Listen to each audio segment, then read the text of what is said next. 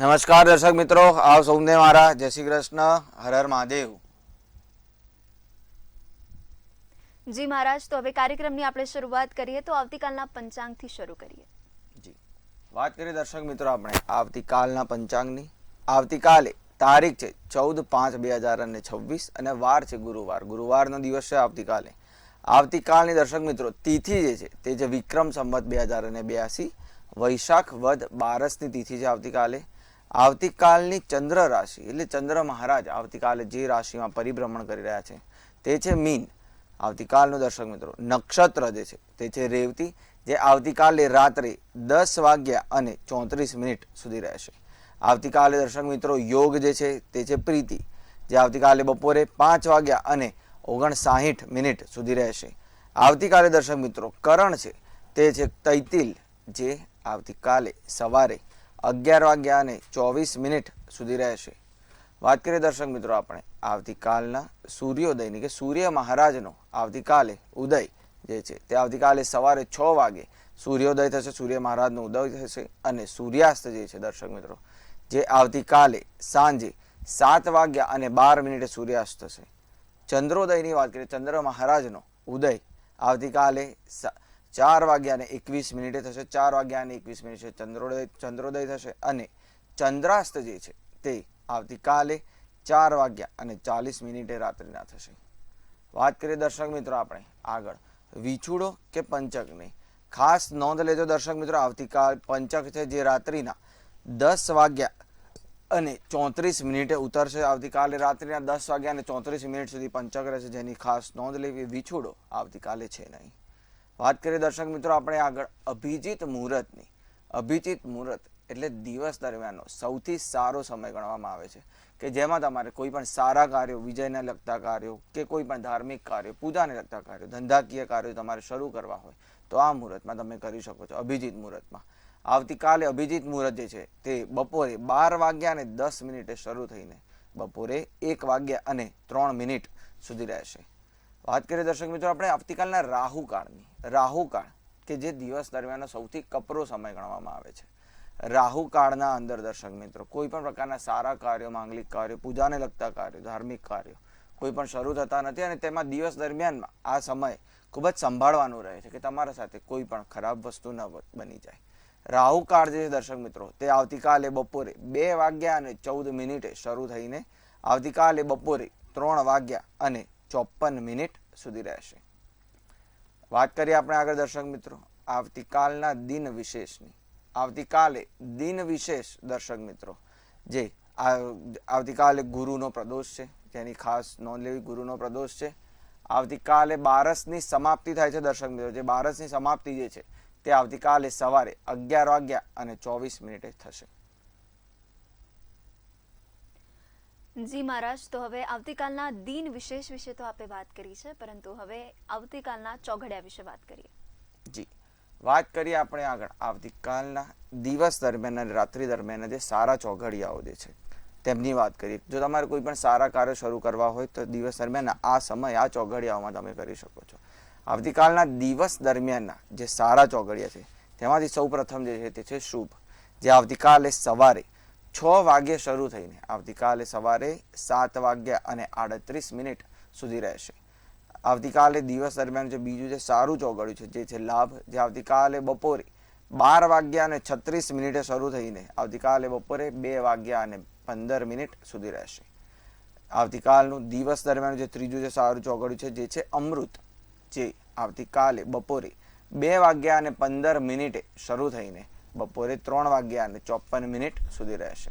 અને આવતીકાલના દિવસ દરમિયાનનું જે આખરી જે સારું ચોઘડિયું છે, શુભ ચોઘડિયું છે જે શુભ છે, જે આવતીકાલે સાંજે 5:33 શરૂ થઈને સાંજે 7:12 સુધી રહેશે. આપણે વાત કરીએ દર્શક મિત્રો રાત્રિ દરમિયાનના સારા ચોઘડિયાઓની કે જો તમારે કોઈ પણ તમારા સારા કાર્યો તમારે રાત્રિ દરમિયાન શરૂ કરવા હોય કે કોઈ પૂજાને લગતા કાર્યો કે ધાર્મિક કાર્યો તમારે શરૂ કરવા હોય તો રાત્રિ દરમિયાન જે આવતીકાલે એકમાત્ર જે સારું ચોઘડિયું છે જે છે અમૃત, જે આવતીકાલે સાંજે 7:12 શરૂ થઈને આવતીકાલે રાત્રિના 8:33 સુધી રહેશે. જી મહારાજ, તો હવે આપણે દરરોજ વિશેષ ખાસ અને રસપ્રદ મુદ્દા વિશે વાત કરતા હોઈએ છીએ, તો આજનો રસપ્રદ મુદ્દો કયો છે? જી દર્શક મિત્રો, આજનો રસપ્રદ મુદ્દાની વાત કરીએ તો જે આ જે મહિનો ચાલી રહ્યો છે, મે મહિનો ચાલી રહ્યો છે, વૈશાખ મહિનો જે ચાલી રહ્યો છે, તો જેમાં જેમના પણ જન્મ થયેલા હોય, જેમનો પણ જન્મ દિવસ આવતો હોય આ મહિનાના અંદર, તેવા વ્યક્તિઓ મે મહિનામાં કે વૈશાખ મહિનામાં જે વ્યક્તિનો જન્મ થયેલો હોય તેમનું જીવન કેવું હોય છે, તેમના ઉપર જીવનમાં શું અસર થતી હોય છે તેની વાત કરીએ તો જેમનો મે મહિનામાં જેમનો જન્મ થયેલો હોય છે તેઓ તેમનું કાર્ય સ્વતંત્ર રહીને કર્યા રાખે છે. તેમને કોઈની જરૂર નથી પડતી. તેઓ સ્વતંત્ર રહીને પોતાનું કાર્ય કર્યા રાખે છે.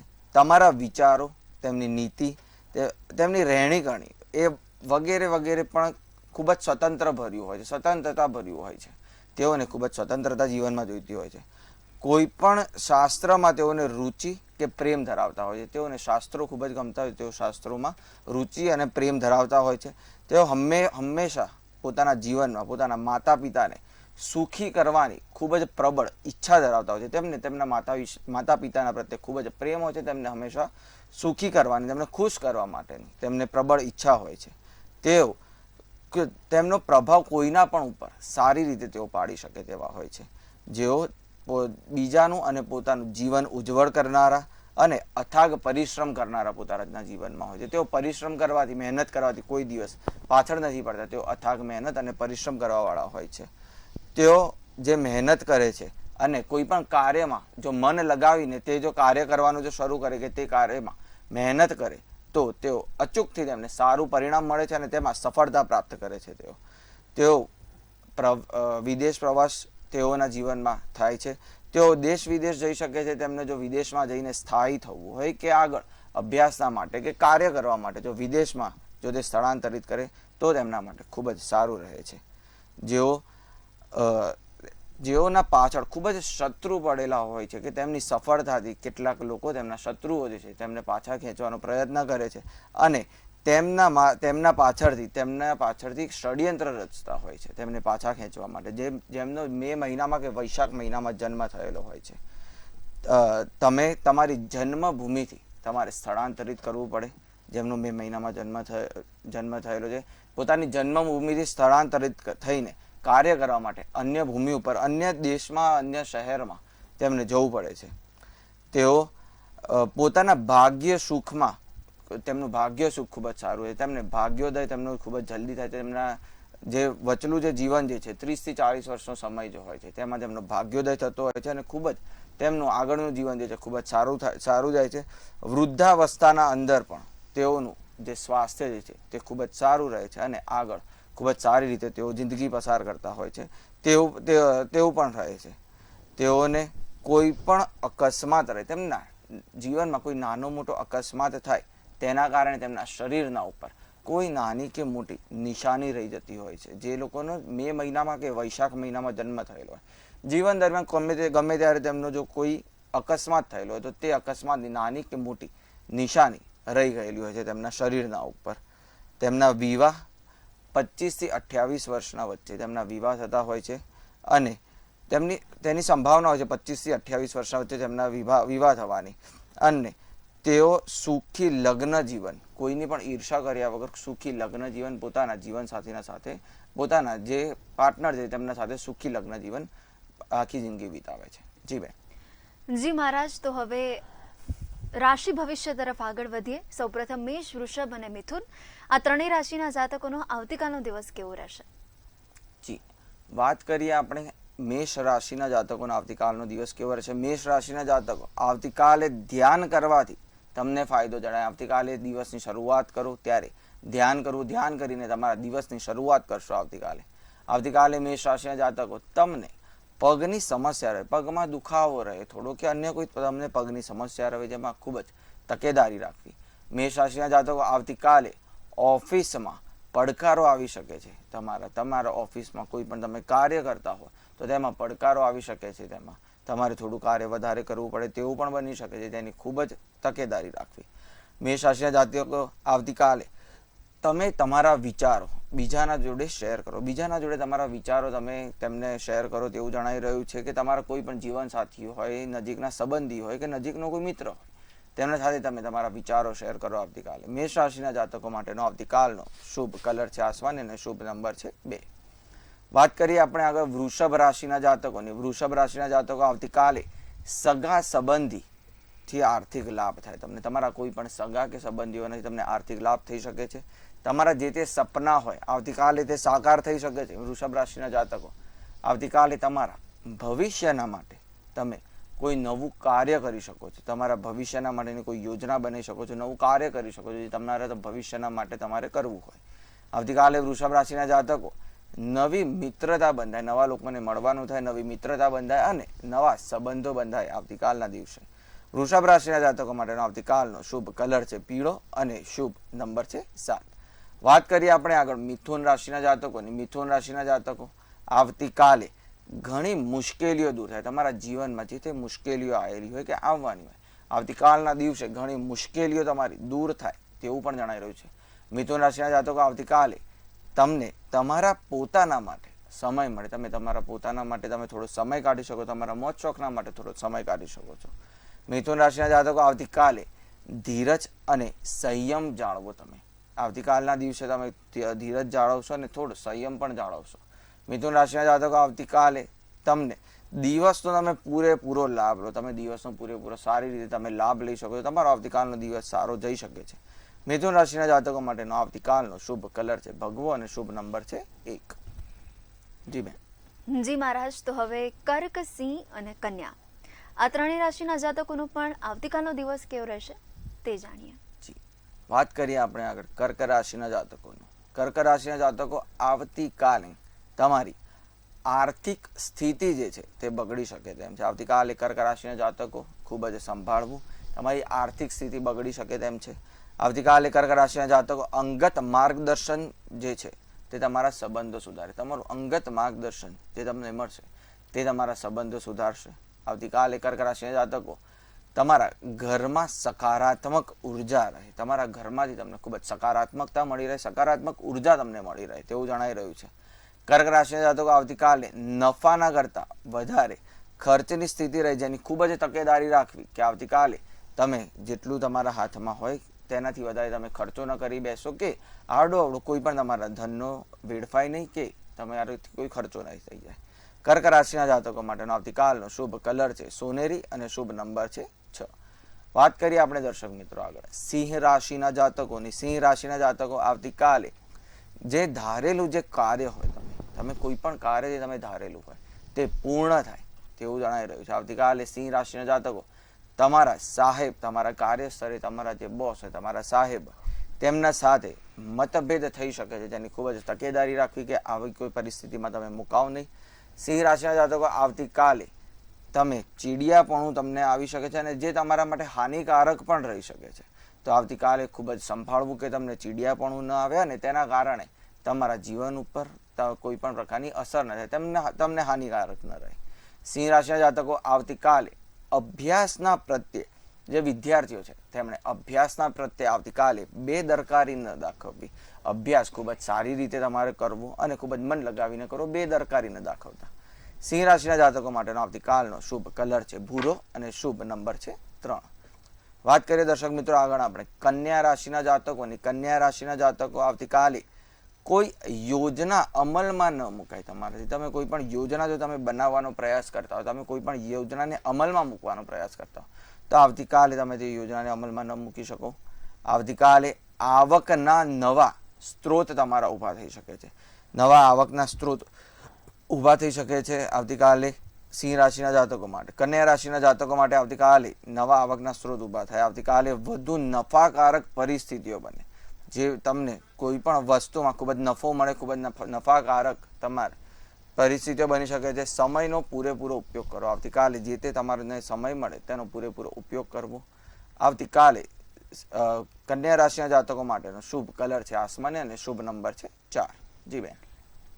જી મહારાજ, તો પોતાના સવાલ સાથે, પોતાની મૂંઝવણ સાથે આપણી સાથે કોલર મિત્ર જોડાઈ ગયા છે, તો એમની સાથે પણ આપણે વાત કરી. હેલો. જી, આપની જન્મ તારીખ શું છે? 9/96. જન્મ સમય? 11:45 રાત્રે. અને જન્મ સ્થળ? વિજાપુર જોડે પામોલ.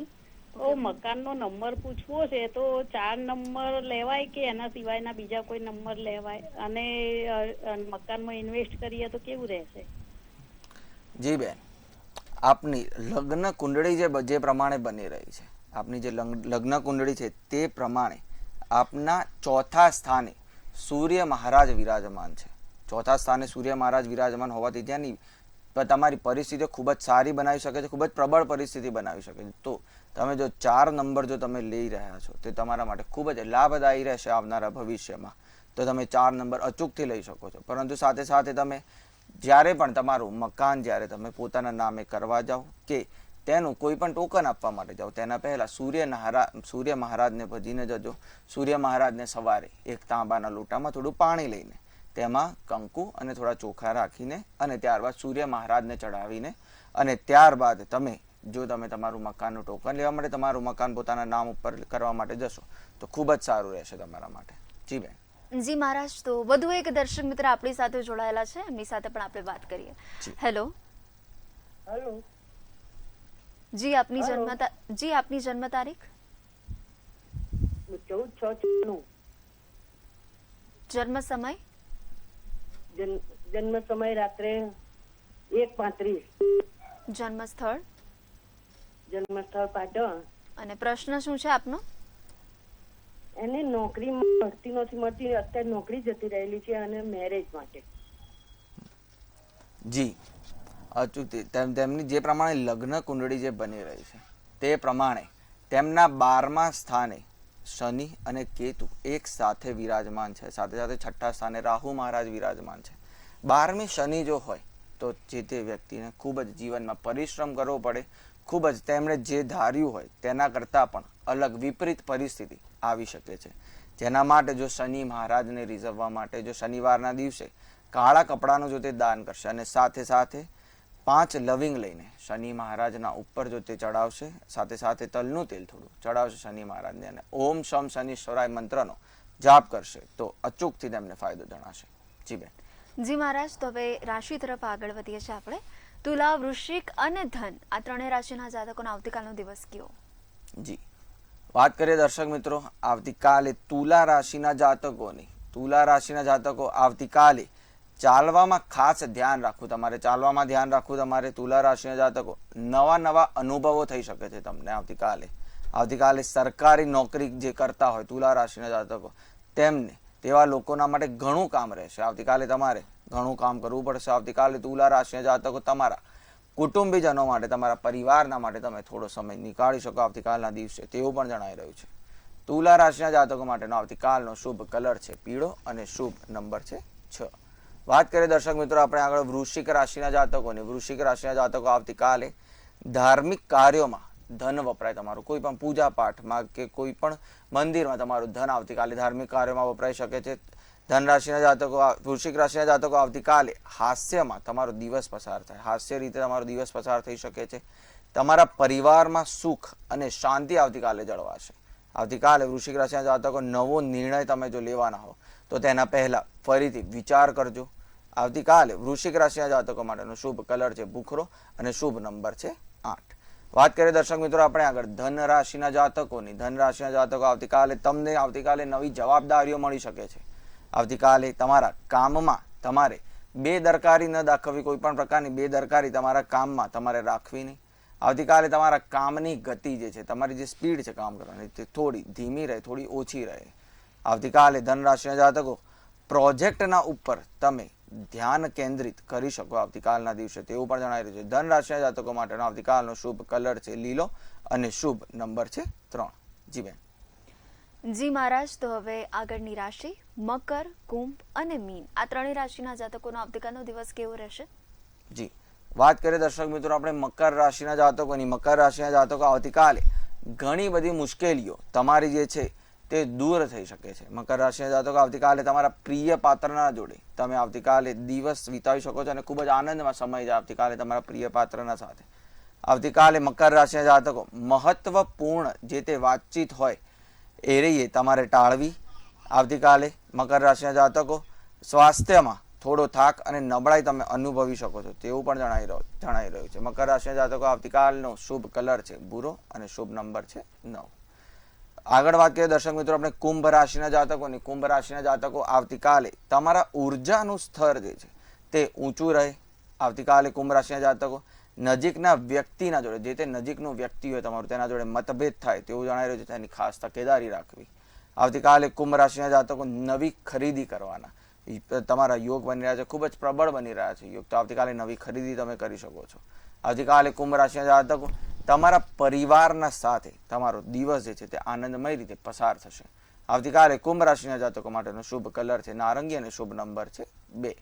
વાત કરીએ આપણે આગળ દર્શક મિત્રો 12 રાશિઓમાંથી આખરી રાશિ મીન રાશિના જાતકોની. મીન રાશિના જાતકો આવતીકાલે તમારા મિત્ર સાથેનું કોઈ કાર્ય પૂર્ણ થઈ શકે છે. આવતીકાલે તમારા મિત્રના સાથે કોઈ કાર્ય જો તમે શરૂ કર્યું તે પૂર્ણ થઈ શકે છે.